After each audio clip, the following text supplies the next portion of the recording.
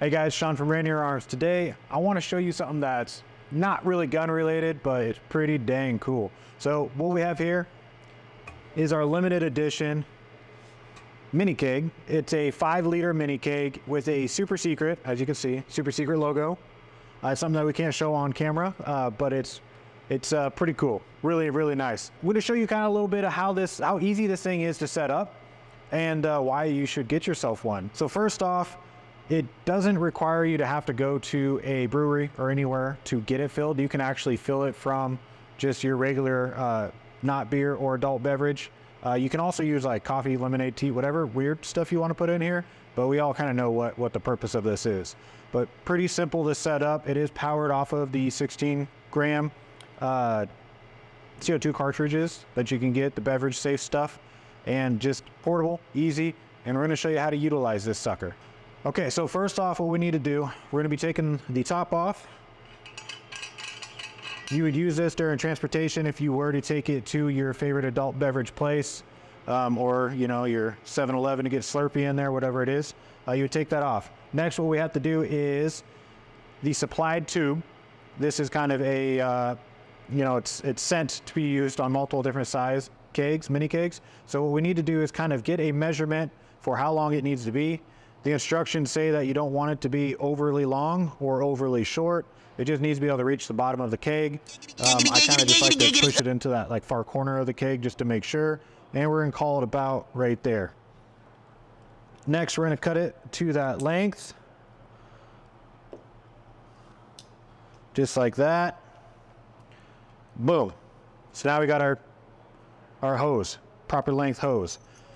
We're gonna take the hose right down here on the bottom. We're just gonna push that sucker up on there.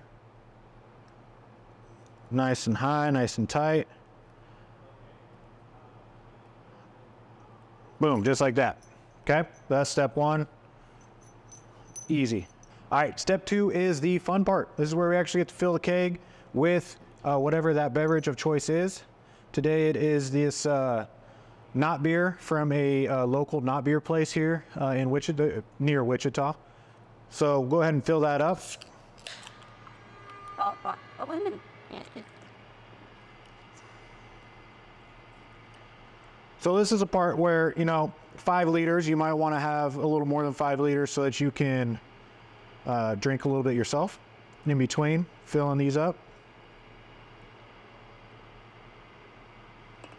We're just going to use a 6-pack today, but keep in mind this holds 5 liters, far more than a 6-pack.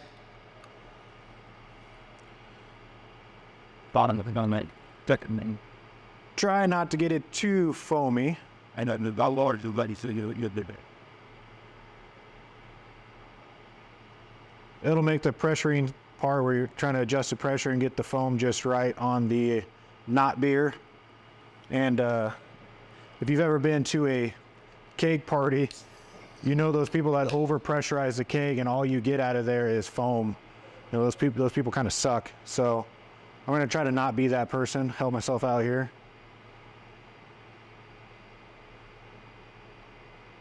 But it's pretty cool. If you live in an area that has microbrews or local breweries or anything like that, man, you can take this in, and most of the time they can fill it up right then and there with no issue.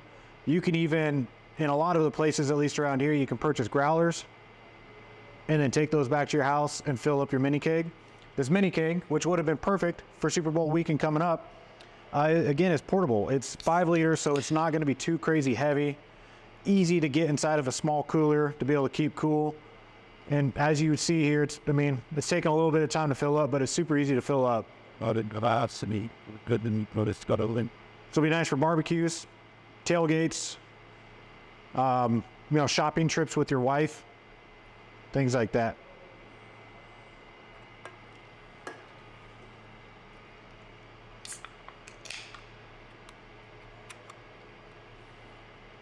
Was it so hot? There's your lady about these here to my planet. Yeah, but that could be in around bus where the guy will up. Pretty good not beer.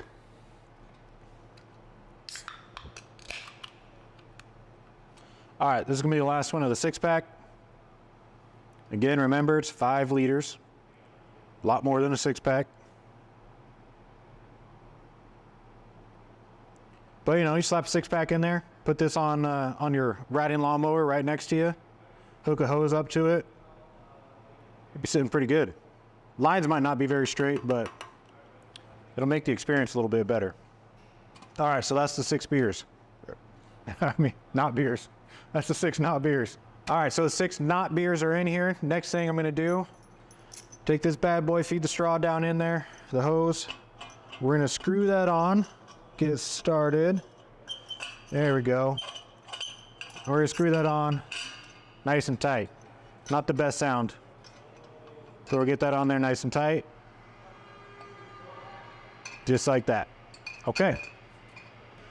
All right, so once we have this top nice and tight, what we're gonna grabbing is our pressure valve. What we wanna make sure with this pressure valve is that it's in the off position, and off is fully in that counterclockwise going towards that decreased arrow, but super easy gauge to read. On the top, we are gonna have a pressure gauge. So once I've made sure that it's closed, it's all the way on the decrease, I'm gonna be grabbing my threaded CO2 and I'm gonna be inserting it into that bigger port right there. So what's important here is as you're screwing this in, you might hear a little bit of a hiss once it cracks the seal. I didn't, but you could hear a little bit of a hiss, and you just want to make sure you keep screwing until this is nice and tight. So it ends up looking like that. All right, so next what we're going to do is take our regulator and put it on the spear valve. Now the CO2 cartridge, it can be a little bit tricky. It has to be the threaded CO2, and you want to try to make sure that it is beverage safe. So we had to order off of Amazon to find it. It came pretty quick, wasn't hard to find. But if you have a place that kind of supports local home brewing, you can probably find it there, because these are utilized in home brewing quite often. So just kind of keep that in mind. So what I'm going to do here is this pressure valve, we're going to make sure I'm getting it on here nice and tight. What's kind of cool is it indexes. I don't know if that's on purpose or we just got lucky, but it's indexing nice and straight there. Okay, on to the next step. All right, next step, taking our valve, we do got to put our little handle on there. Now this is pretty cool because you could switch out, change. If you've got a regular tap handle or anything, you can put your own handle on there, but this does come with just a standard black pull nozzle. But we're going to be putting our pour spout on. So we'll line it up, and we're going to take that collar, and we're going to make sure we get that collar on there as tight as we can. We want to make sure that's sealed properly. If it isn't sealed all the way, you're going to run into some pouring issues. If you want to go over the top, you can definitely utilize like some sort of like channel locks or something like that. Probably not necessary, but you could. All right, so that's that step. Going on to the next one. All right, so next step, and this is going to be important if you had to transport this keg or if you were really rough around it after filling it. If it got shooken up at all, there could be some pressure built up. So what you want to make sure that you do is pull on this lever and just see if anything, any hissing comes out. No liquid will come out, but you just want to see if there's any pressure being released out of the line or anything there. So we're good, don't have to worry about it. All right, so next step, we're gonna be adding some pressure to it. So what we're gonna end up doing is turning the pressure gauge. I'll turn it towards you guys. You won't be able to see the pressure gauge up here, but what we're shooting for is 3 to 5 PSI. You don't really wanna go too crazy over that. So I'm gonna turn this gauge until I start getting some CO2 going in there. Right now I'm at about 3. I'm just gonna crank it up to, we'll go to about 4 PSI. Is what we're at.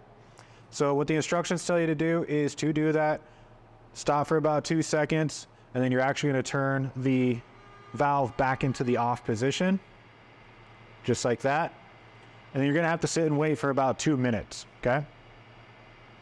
All right, so next step, over here on the top, you'll see this little ring, and that's your pressure relief valve. What you're going to want to do is pull on that if you need to, if you over-pressurized it. We did not, so we don't have to worry about it, but I wanted to show you guys kind of how that works. What I'm going to go ahead and do is add that pressure back in. Okay, we're good. All right, the next step is the best step, moment of truth. Now, if you're familiar with kegs at all, the first time that you tap it and you pour this first drink out, you might have to adjust that pressure and play with it to make sure that you're getting that perfect mixture of beer, not beer, with that perfect amount of foam on the top, that head. So we're gonna try this out for the first one. We'll see if we gotta make any kind of adjustments. Just remember, the goal is not to over pressurize this. If you over pressurize it, it will increase the amount of foam, and you're gonna have to pull on that release valve and kind of play with that. So here we go, first moment of truth. So what we kind of have here is probably more foam than what we want. So our method is just a little bit off. Let's take some pressure out and see what we get. So we'll try that again. So I probably took a little too much pressure out. We'll have to play with it and get that figured out. But the whole setup and everything is pretty dang easy. It really doesn't take very much time at all. You're gonna be able to slap this off, do it again, change out everything, and have yourself a really good, fun time. So jump on our website, take a look at these kegs, check them out. Get yourself 1, 2, or 3. They make awesome gifts. The logo, although we can't show it to you right now, is pretty cool. When you see it, you'll kind of get the reference, and you'll probably understand why. But yeah, take a look at these. Get them for yourself. Get one for your friends, because it's going to be pretty rad. And remember, it doesn't have to be adult beverages. It can literally be anything that you want to utilize. We'll see you guys in the next one.